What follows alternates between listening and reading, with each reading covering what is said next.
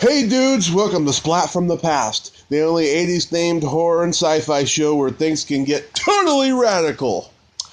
Now today, I will be welcoming back my good friend Amy Blair from Amy's Autopsy Report on YouTube, and we're going to talk horror like we always do, and of course, going to get funny like I always do with her and stuff, and it's going to be pretty good. I haven't talked to Amy since probably around Halloween time. We always have a good time when we talk and stuff because we're both passionate about it and stuff. I saw her video the other day, her new video. She was talking about Todd Sheets movies. Todd Sheets is like so overlooked in the world of horror. So overlooked. And I'm not too familiar with his movies and stuff, but I want to ask her about that, how she got into Todd Sheets and all that stuff. So, here is my new interview with Amy Blair.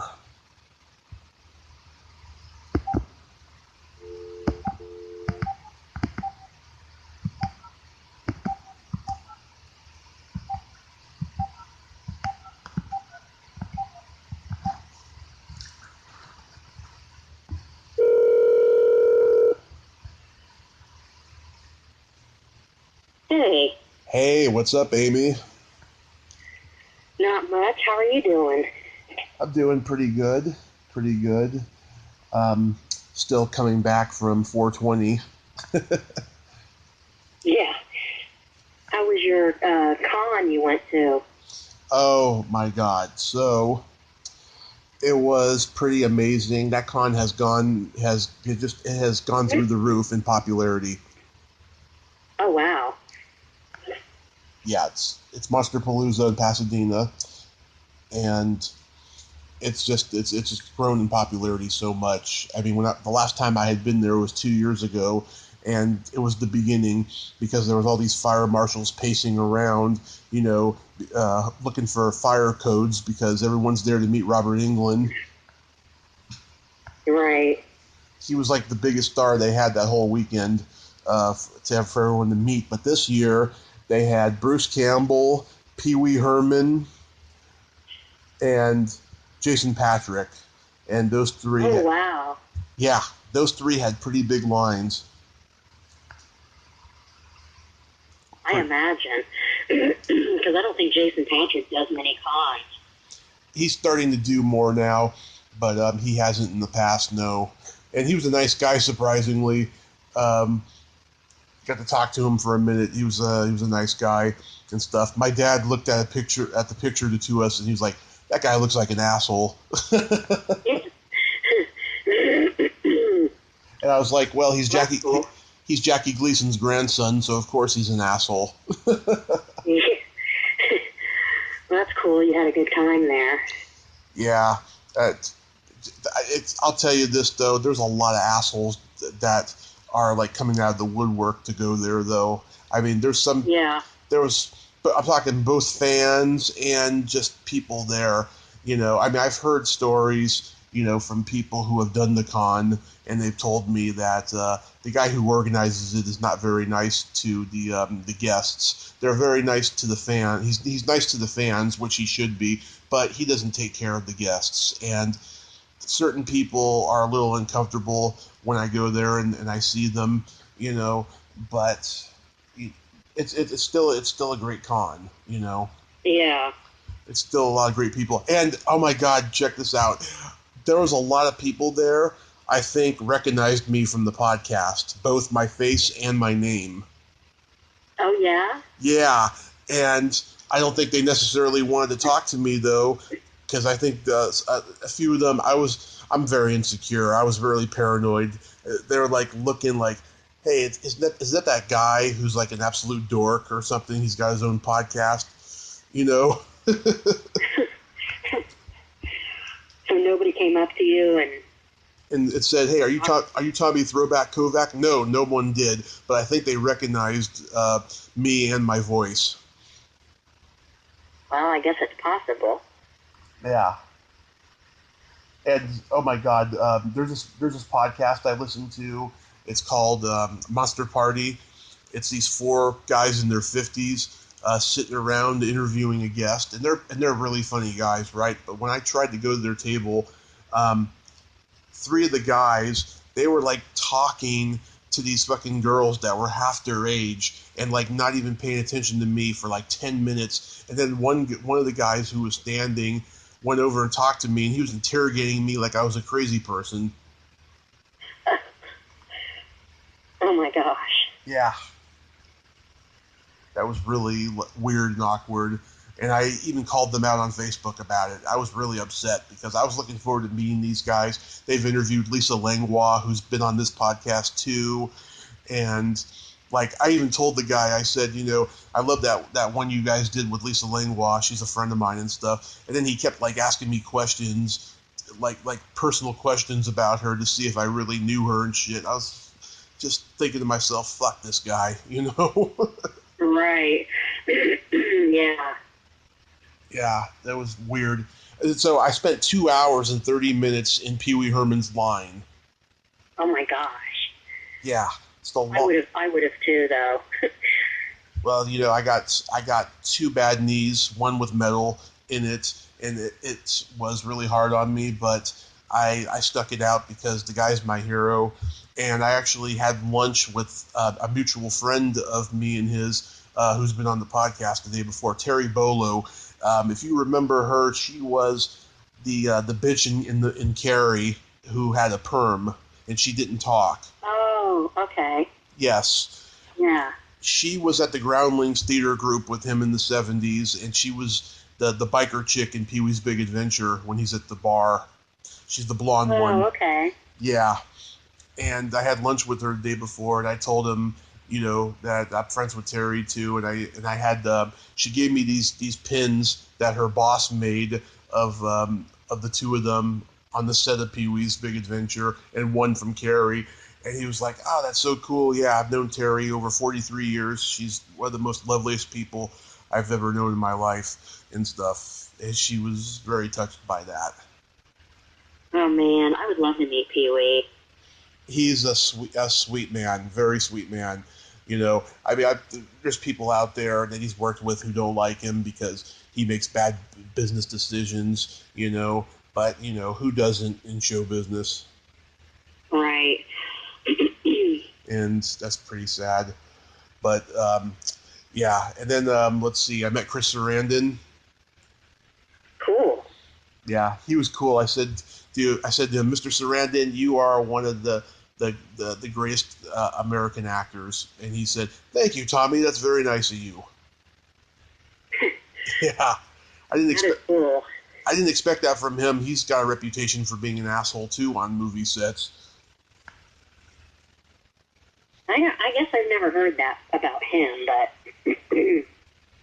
Yeah, well, he's a New York actor, and he's methody, and he likes, he doesn't like, anyone talking to him on the set because he wants to focus, Oh. Yeah. I met Kane Hodder again. He signed my house poster.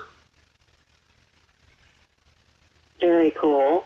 Last year, Mindy Sterling, who played Frau Farfisna in the Austin Powers movies, she was there. And I was supposed to go, but my friend flaked on me. I had my house poster for her to sign because she's on screen for like 10 seconds in a very memorable scene where she's trying to get William Katz's autograph during the book signing. When he's signing the book at the beginning of the movie and stuff. And she probably would have laughed when she saw that, But hopefully I'll meet her. Hopefully I'll meet her in the future.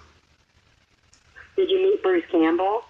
I met Bruce last June in Sacramento, and I was going to meet him again, but because of the volume of his popularity and there's very little time in the day, he was not taking any pictures.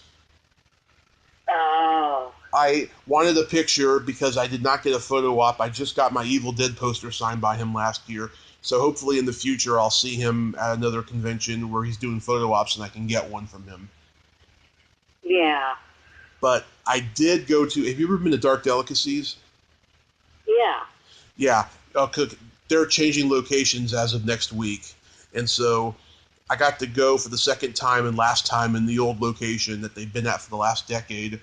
And Betsy Baker was signing a book about the Evil Dead, and I interviewed her last Halloween, and she was Cool. very happy to see me. She's such a nice lady. She signed my poster and she signed the book, and we talked for like a long time. And my mom was there with me, and they were talking and stuff. And yeah, she was really cool. And she said, "Send me a link to your horror show when it's done. I want to see it." And I was like, "Absolutely." Very cool.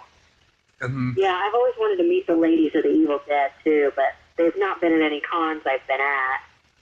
well, I recommend meeting Betsy. I did meet the other two ladies. They're not very friendly, and they never got back to me about doing the podcast. And Betsy said, "Yeah, they're a little bitchy, to be honest with you, but I was happy to do it, and because I appreciate my fans." Yeah, well, that's nice. Yeah, and also let's see, Jim Wynorski was there, and I got an 8x10 of one of the Killbots from Chopping Mall signed by him, and I interviewed him the other day. Funny guy, very funny guy. Cool. And then let's see, Harry Manfredini does the music for Friday the 13th. I met him before, but he signed my first Friday the 13th poster. I should have got a picture with him too. I I did get a picture with him the first time, I think, but I can't find it. It's around somewhere on Facebook. Um, that was cool. Let's see, who else did I meet? Oh yeah, I met Tom Savini again. He was honored at the after party, and I got there right when he got on stage, and his speech was very touching. It was short but touching. Yeah. You know, and he's got that reputation for being kind of an ass when you meet him at conventions. And the first time I met him, he kind of was. But when I met him the very next day, he was very humble, very nice. He talked to my mom Yeah. and stuff. I think he I've could. met him a few times, and he's always been nice to me. Yeah. Um, Well, he's a Scorpio. He's moody. yeah. Yeah. I think he could tell that my mom was Italian too, so I think that's why he talked to her. Yeah. Yeah. That's cool. And oh god, his girlfriend is hot. She handles his money. She's got to be at least maybe 20 years younger than him. She's hot. Oh my gosh. Well, yeah, he's like 70-something now, isn't he? Yeah, he's about 72, I want to say. That's what I thought.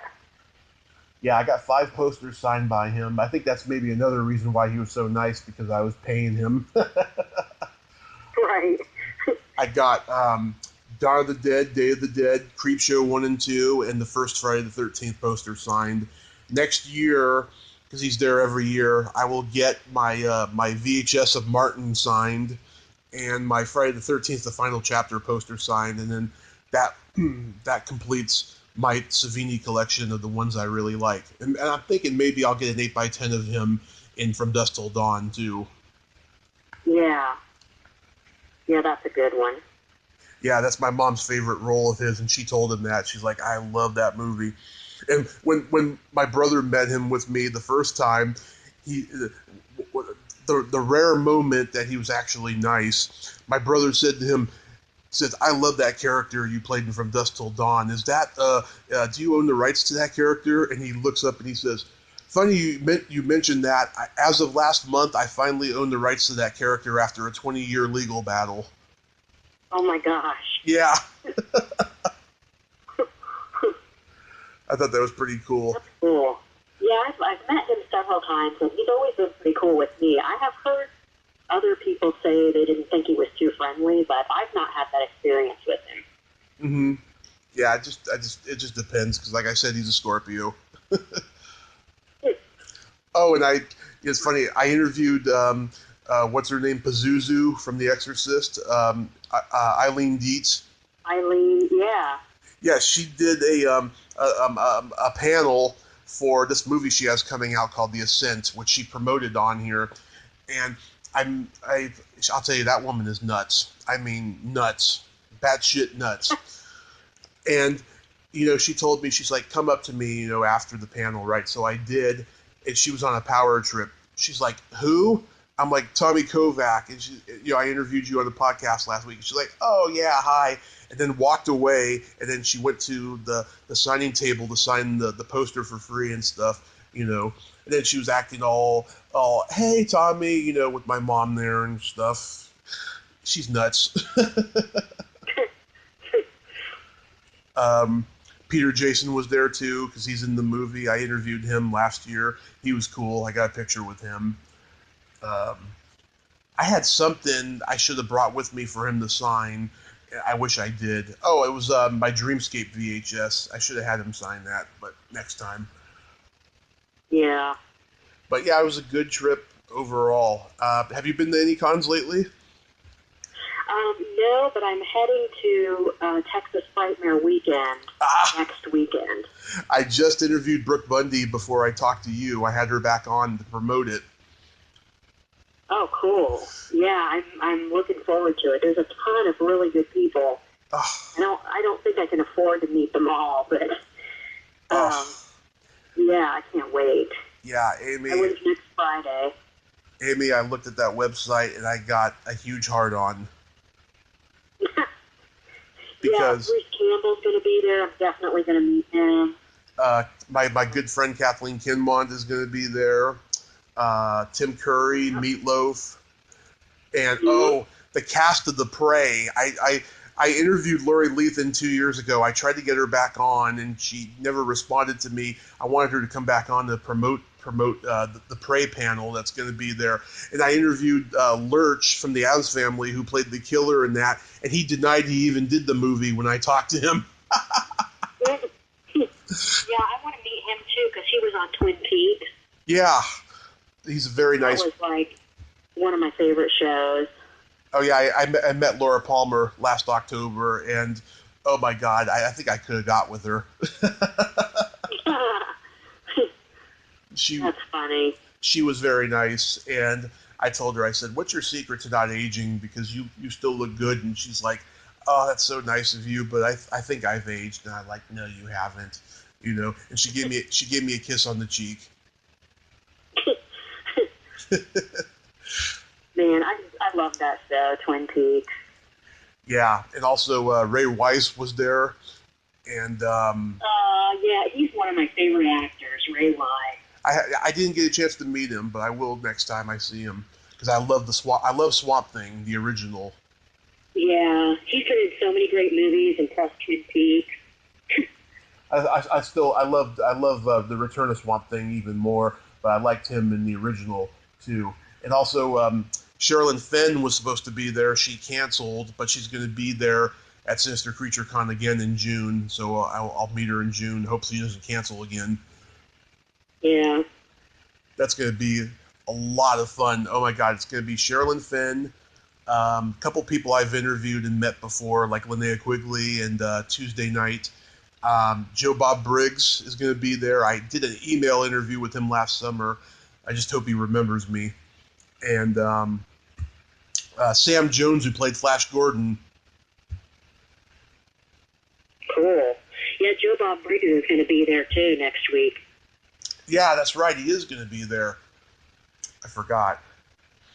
Yeah, I was just like, oh my God, if I won the lottery, I could buy everyone's autograph and photo op, and multiple autographs for that matter. That would be a fun weekend. Yeah, it would. So are you getting a VIP package? No, I didn't get a VIP package. I did get a photo op with Bruce Campbell, though, because he's not taking photos there either at the table. Oh. So I did buy the photo op, and I'm going to wait in line to get some stuff signed. Probably my Evil Ash mask. I'll probably have that signed. Nice.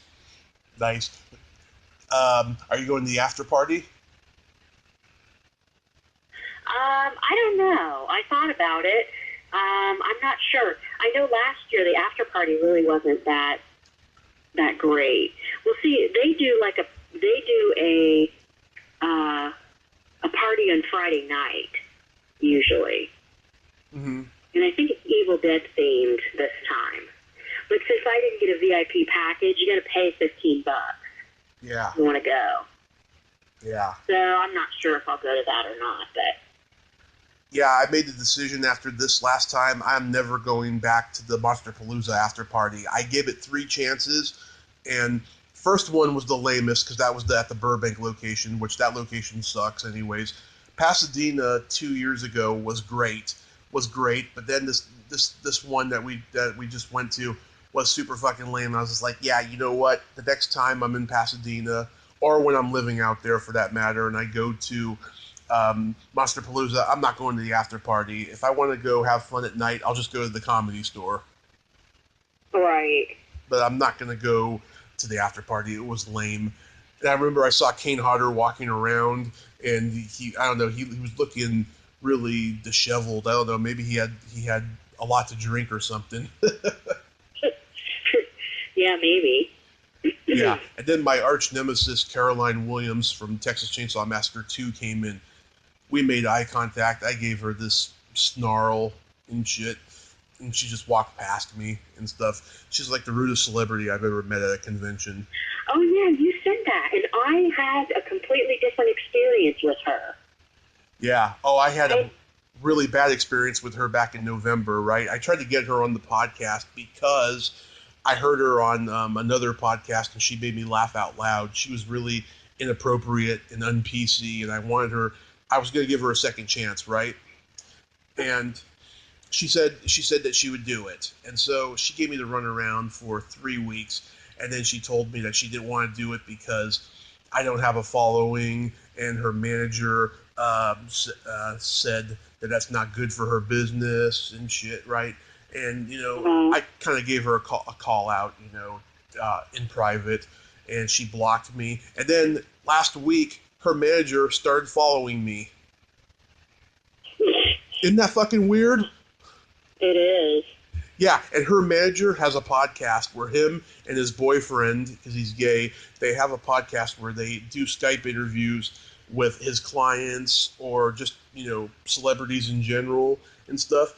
Oh my god, he is so fucking boring, but his boyfriend is more entertaining because his boyfriend is in his 70s. He knew a lot of famous actresses back in the day when they were old ladies.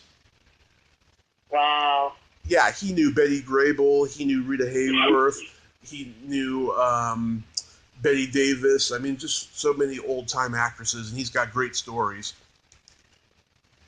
Well, it was weird because at Cult Classic Convention, this one was in Bastrop, Texas, and it was last September, and I was talking to Kelly Maroney. Yep. And I was having her sign some Night of the Comet, photo and stuff.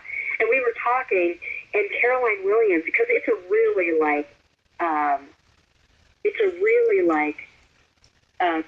not like a real popular con. So it's not overcrowded and stuff. Right. And Caroline Williams walks right over to us and starts talking to me and Kelly Maroney, and then asked me what my name was, and I told her, and I said, well, I was just planning on going to your table next. And she was totally cool with me. I mean, I was telling her that I see on Instagram that she's friends with Christina Lee and Felissa Rose and all these people, and they all go out and hang out all the time. And I was telling her that I thought it was really cool that they all were, supporting each other's careers and stuff like that. I mean, she's totally cool with me, but I don't know. I guess maybe she has those moments, Yeah. I saw Felissa at Monsterpalooza. She was hanging out, and she's been flaking for 2 years to come on the podcast. I don't think she ever will and stuff. And if she is close with Caroline, then that's probably one of the reasons, sadly. But whatever, I think I'm going to move forward in this business because I'm shooting my own horror movie show in 2 weeks. Oh, cool. Yeah, it's a first episode. We couldn't get a soundstage because it costs $10,000 to rent a soundstage in the Bay Area. So we're going to be using my friend's apartment. I've had 6 women cancel on me to be my guest host and shit. Look, I understand that, they know my sense of humor is dirty and irreverent, and stuff. But you know what? I'm making a horror show. I'm not making a porno, and it kind of makes them uncomfortable to think, that if they're alone with me in an apartment, something weird's going to happen. It's going to be me and 7 people, It's not going to be, and Right. we're all going to have our clothes on, Right. It's fucking weird. I hope I get a guest host. I can't do this on my own because my character, which I play on this podcast, Tommy Throwback Kovac, is an incel, and he's always, offensive and stuff. And I need like a woman to like keep me in line, And yeah, I mean, it's going to be great. We're going to show. We're going to insert the movie later, of course. We're going to show Little Shop of Horrors 1960. That'll be cool. Yeah. The show was going to be called Real Nightmares, but then I found out a company in LA is called Real Nightmares, so I changed it to Real Shockers. Yeah. Real Shockers sounds better anyway. Yeah, I think so too. I think I'm going to make a reference to the shocker sexual position. You know what that is, right? I don't think so, no. It's when you're finger banging a chick, you put 2 in her pussy, and then the pinky goes in the ass. They call it 2 in the pink and 1 in the stink. I've heard that. Yeah. I've heard that before. Yeah. Oh my God. I had this one YouTube horror vlogger on. Do you know the Not Quite Final Girl? No, Yeah, her name's Rebecca. She was on here a couple weeks ago. Her and I could have been besties in high school. We got along so well, and we were just being so inappropriate the whole almost 85 minutes we talked. And I told her, back when I was in high school, I was the boy that all the girls went to when they wanted a finger bang because I have big hands, And she nicknamed me, and this was the Dream Warriors reference. She called me the Finger Bang Master. Yeah. That's funny. Yeah. Yeah, she was hella cool and stuff. I recommend checking out her videos. She's very irreverent too. Yeah, I'll have to check her out. I've not heard of her, but that doesn't mean anything. There's hundreds of thousands of people on YouTube. Yeah. I saw your video the other day paying homage to Todd Sheets. Yeah. I'm a big fan of Todd Sheets. Yeah, I'd never really seen his movies. I've always heard about him and stuff. I mean, I was looking up his career. He seems very overlooked by the mainstream horror community, but I'm sure, there's hardcore fans like yourself who know who he is. Yeah, well, he's pretty low budget, and in the last couple of years, he's been doing crowdfunding campaigns to get movies made, and it's been really cool because, he oftentimes, he's such an independent filmmaker that you don't get a whole lot of cool swag, stuff from him, but since he's been doing these Indiegogo campaigns, you get some extra perks and things when you buy the DVDs, or you can get posters signed and stuff like that. Mm-hmm. And one of the cons he goes to a lot is Tampa Bay Screams. And I've not been to that one. It's mostly from the Sleaze Box, Gator Blade Films. I don't know if you're familiar with them. Sounds familiar. They do they have a lot of gore and softcore stuff, and Death Escort Service. I don't know if you've ever heard of that. Death Escort Service? No. No. Well, anyway, Todd Sheets sometimes goes to that festival and signs stuff. So, yeah, I've liked that he's been going the Indiegogo route, since that way, you buy a DVD or a VHS and you get some cool swag with your order. Yeah. Was he a victim of the antiquation of VHS back in the day? I think so. I'm trying to think of when his first film was made, and I don't remember the year. He's done He's got another one coming out called Clownado. Clownado. Yeah. That's funny. And then he did one called Bone Hill Road, and that one is a werewolf movie where he used all practical effects to make the werewolves. Mm-hmm. It was pretty cool. And he did one called Dreaming Purple Neon. Those are some of the more recent ones. Yeah. Clownado I have not seen yet. But you know that's going to be epic. Yeah. Oh my God. It sounds like it might be epic. Yeah, I mean, I looked at his career. I was like, oh my God, he's done all these movies and stuff. It seems like his style is kind of like. Have you heard of Crypt TV? I don't think so. No. Okay, it's an internet streaming service that Eli Roth has been involved with. It's where people send this company scripts to make for their own TV shows or movies for the streaming service and stuff. It sounds like his style sounds like it leans towards what they do and stuff because they've done some pretty weird things. Like they did one where they did this show I saw. It wasn't a show. It was a short where this guy had a condom that ate his dick or something. Yeah. Killer condom. Not like Killer Condom, but it was something different. I can't remember. It was 2 years ago I saw it and stuff. But yeah, it definitely had a trauma influence to it. But yeah. Pretty funny. Yeah, he does a lot of practical effects in his movies, and there's a lot of good gore in them too. Mm-hmm. Yeah. I'll see. Which movies can you recommend from him? I would probably recommend Bone Hill Road. Bone Hill Road. Yeah, that one's a fairly recent one. Some of the other ones are not that easy to come by.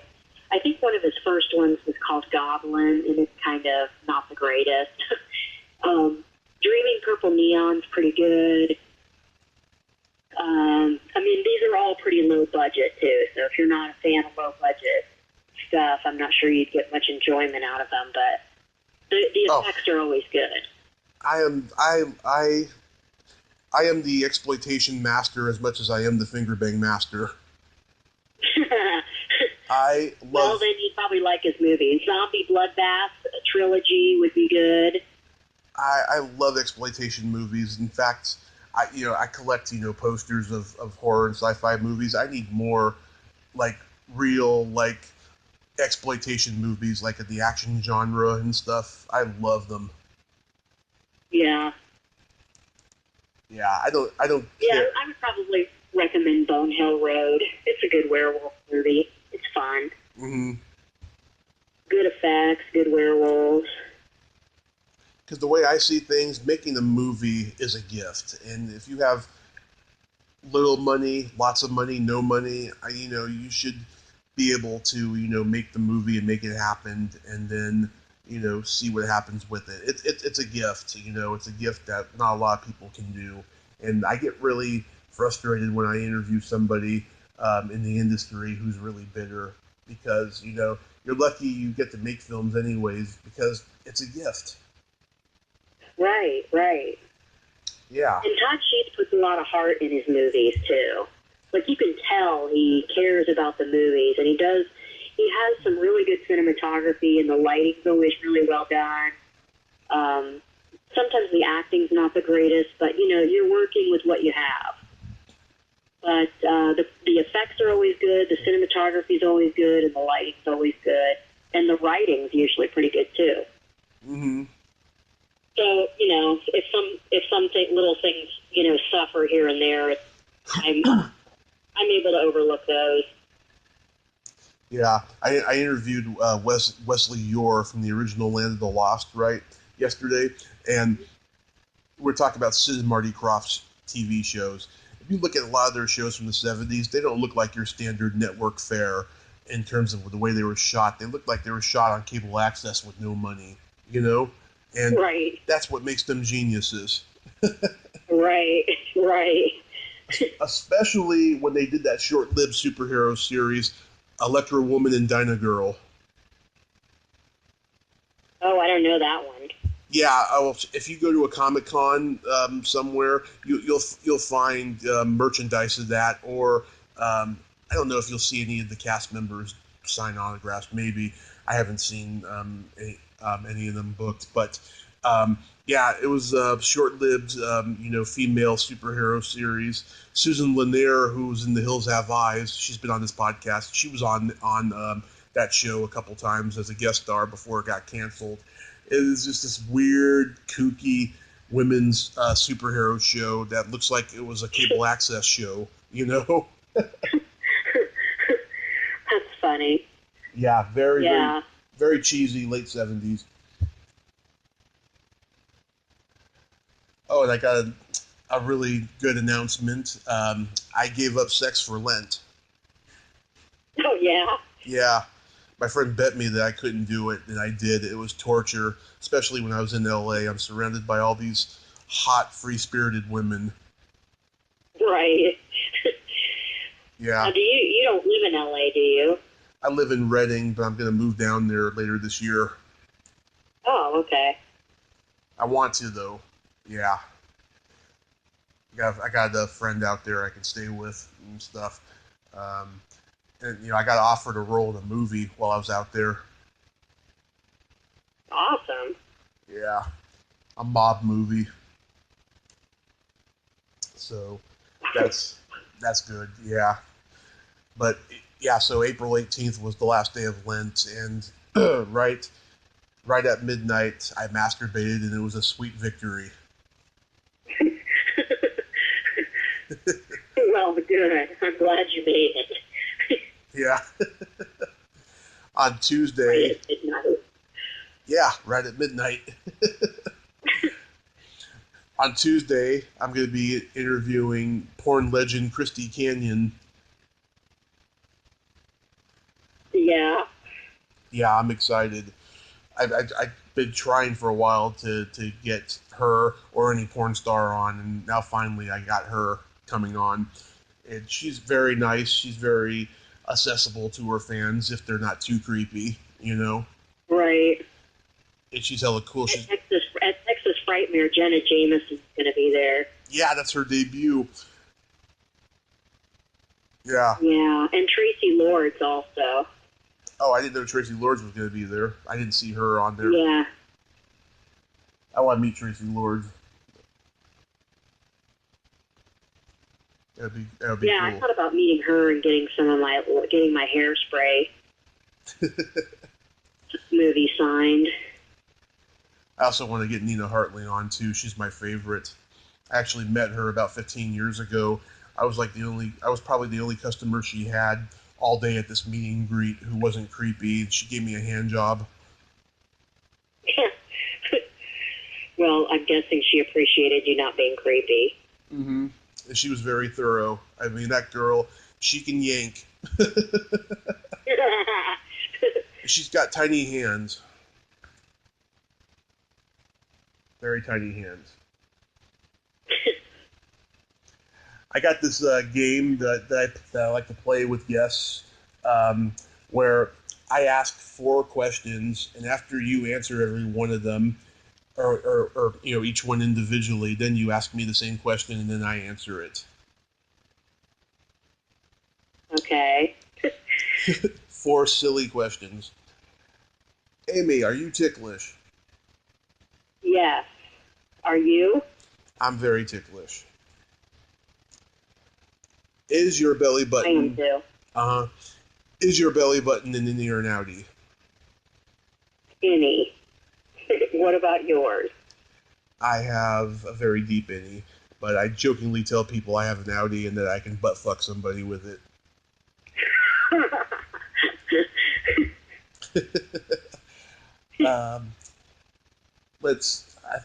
I know I've asked you this question in the past, and if it hasn't changed, forgive me. What color are your toenails painted? Right now, they're not painted. Are your toenails painted? They sure are. Are they? What color? They are blue-green. I like to paint mine orange.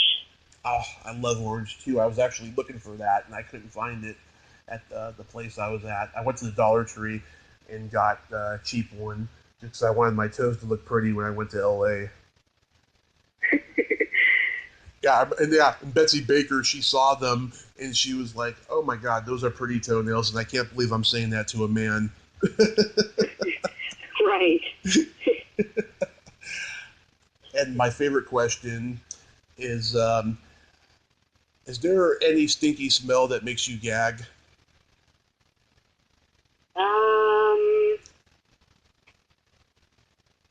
Well, I'm a vegetarian, and sometimes the smell of raw meat makes me gag. Really? Yep. When it goes bad? Nope, just when it's there and raw. It's got a weird smell. But it's got a weird smell, but not really make me gag. Huh. Yeah. The worst smell I've ever smelled is after I got out of the hospital from my car accident. They didn't change my socks the whole month I was in there, and I had really bad athlete's foot. Ugh. That was the absolute My God. Yeah. And so I had it for about several months, and then I started washing them, putting lotion on them and stuff, and eventually it went away, but it was really bad for that first 6 months or so that I was out of the hospital. I mean, the San Francisco General Hospital, they have a good trauma center, but when it comes to the recovery part, they suck balls. It sounds like it. Yeah, they're not very good people over there in the recovery center. I had more fun after I woke up from the coma. I had more fun in ICU than I did in recovery. And I just wish I remembered everyone's names because I would reach out to them and thank them. Yeah. And of course, I wish I remembered the people's names that helped me when I was in a real bad accident too. Really? Mhm. Did you tell me about your accident before? I don't know. I was a pedestrian and I was hit by a van in the crosswalk. Mm-hmm. And they took me to the hospital, and I had some broken ribs and broken leg, and but I wasn't knocked out or in a coma or anything. Mm-hmm. And but yeah, I wish I remembered the firemen who picked me up and out of the street and stuff like that. God. I'd like to thank them. Very similar to mine. Did I tell you about mine? I don't think so. Yeah, it was just a night of drinking. Me and this other guy. I fell asleep in the passenger seat. He fell asleep at the wheel. We ended up in the middle of the road. We got out, and then the car collided with ours, and the impact hit us, and I got the worst of the injuries. Yeah. Yeah, I got metal in my leg, crushed my sternum, broke my hand, broke some teeth, had a mild heart attack. It was... Oh my gosh. Pretty fucked up, yeah.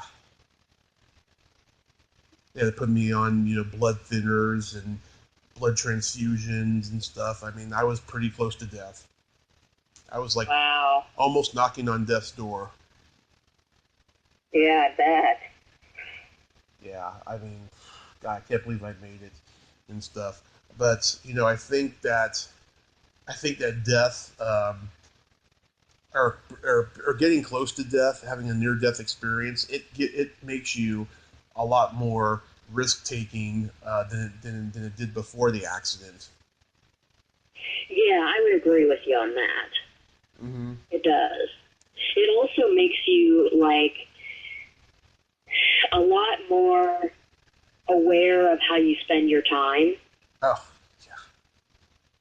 I don't tolerate a lot of stuff from people anymore like I used to. Oh, me too. I just kind of, I don't force myself to deal with people I don't like or stuff like that.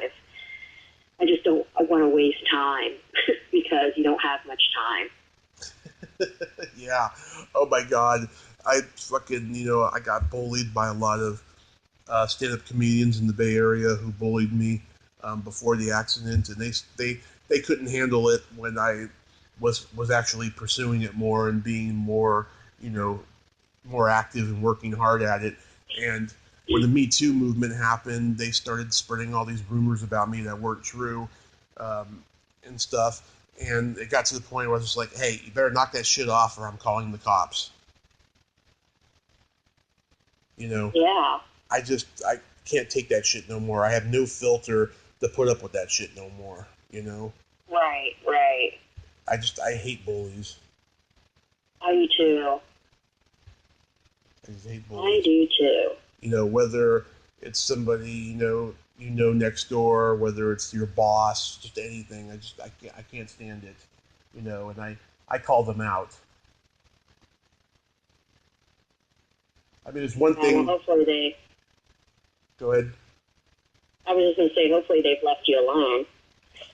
So far, it's been that way, yeah, since first week, or was it, yeah, end of December, early January was the last time something like that happened and stuff. But, after I got, all these cancellations on, the horror show and stuff, I'm just like, fuck, is this shit starting up again? Or is anyone talking behind my back again? I get so paranoid and insecure. Yeah. I mean, let me ask you this. If you were living in the Bay Area, I mean, would you be on my horror show? Well, I guess, yeah. I mean, depending on what it entails, I don't really know exactly what you're doing, but is it kind of like your horror host? Yeah. We sit in chairs, and we're talking about the movie. I'm asking them questions, and I'm making these, borderline chauvinistic sexual comments, and they're playing off of me, joking, at least saying, I'll get a restraining order on you or something like that, just humor purposes, Right. Right, and that's what it would entail, and they know that it's humor and stuff, right? It's just they're uncomfortable by the setting of where it's at, and I tried to rent a space. And I'm not talking about the sound stages that were $10,000. I'm talking about like a regular space for like $50 an hour or something, And they had all these weird demands, like they wanted, cleaning deposit for $12. They wanted extra money if you go over time. They wanted, the place to be, exactly the way it was when you got there, which is fine, but. They wanted to supervise everything. It made me uncomfortable. So I decided not to go with any of that, So where are you doing the show then? In my friend's living room. Well, that might be why some of them have canceled, if they don't know you or whatever. I know, but the funny part is they all know me. Oh. Well, then I don't know why they would cancel. Yeah, these are some of these people have known me for years, and they know that this is one of my girlfriend's apartments, living room, and there's gonna be 7 people there overall. We're gonna have like 3 women there, so it's not gonna be an uncomfortable environment, and I wish I wish I could do a soundstage, but I can't. Right, yeah. Expensive. Exactly. So, yeah. Have you tried, maybe renting, a school auditorium or something? I looked into that as well, and everyone said no. Oh. Tried, party rooms at rec centers, I mean everything, and couldn't get nothing.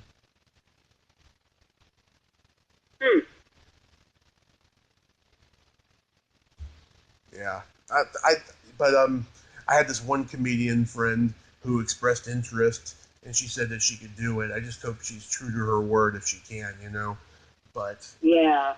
I'm still, Yeah, because it sounds like it would be better suited for another comedian. Yeah.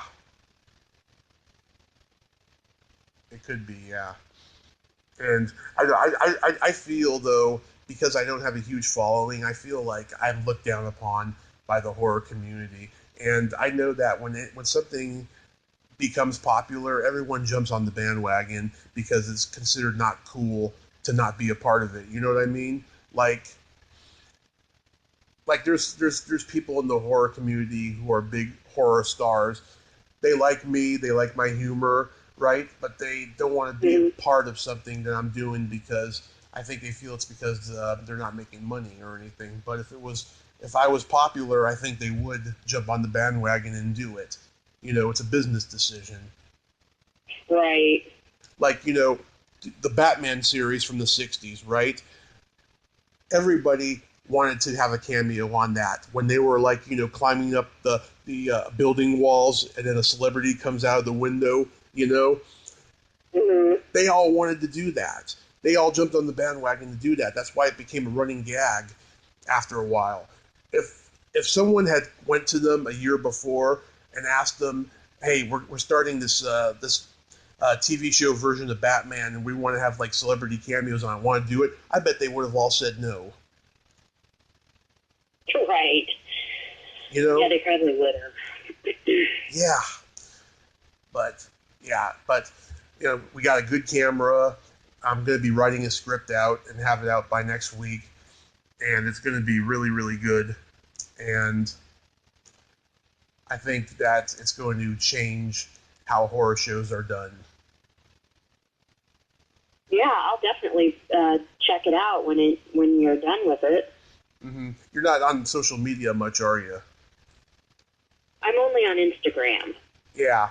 We're going to put it on all the social media sites and stuff. I could send you a link, to make it easier and stuff, because I'll be sending a link to a lot of people, including Betsy Baker and all, so I can send you a link. Yeah. Okay, cool, yeah. Will it be on YouTube, or?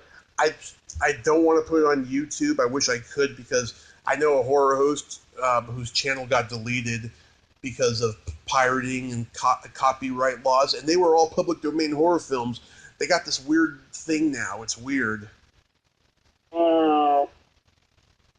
Yeah, probably better not to put it on there then. Yeah. So, as usual, Amy, I got a couple jokes for you. Okay. Let's see, I told this one to my cashier at the supermarket the other day, and she was cracking up. She told me she was going to tell it to her 80-year-old mother. Why does the Easter Bunny hide his eggs? Why?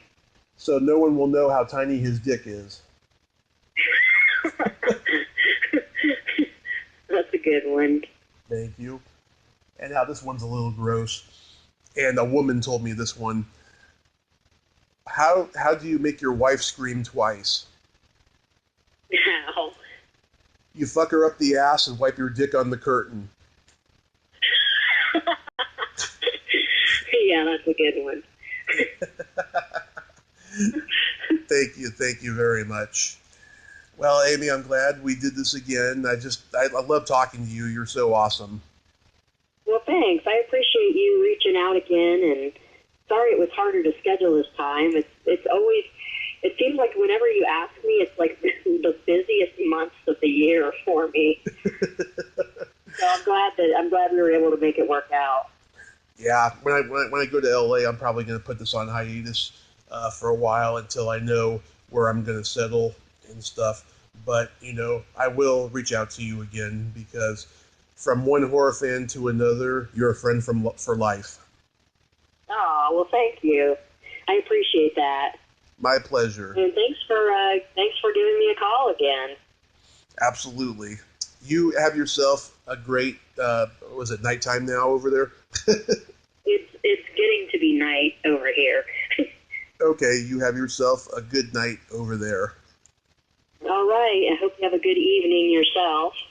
Thank you. I will sure try. Okay. I'll talk to you soon. Okay. Bye-bye. Bye-bye. Well, there you have it. Amy Blair. Ain't she a sweetheart? Yes, she is. She is the best Blair. As far as I'm concerned, she's the only Blair in horror. Not even that bitch Linda Blair. If you like this video, everyone, please subscribe to my YouTube channel. Add me as a friend on Facebook. Join my Tommy Kovac comedian page on Facebook. Follow me on Twitter and Instagram and all that fun stuff. Well, that's all the time we have this week on Splat from the Past. Until next time, this is Tommy Throwback Kovac saying there's no shame in living in the past because the present sucks. Later, dudes!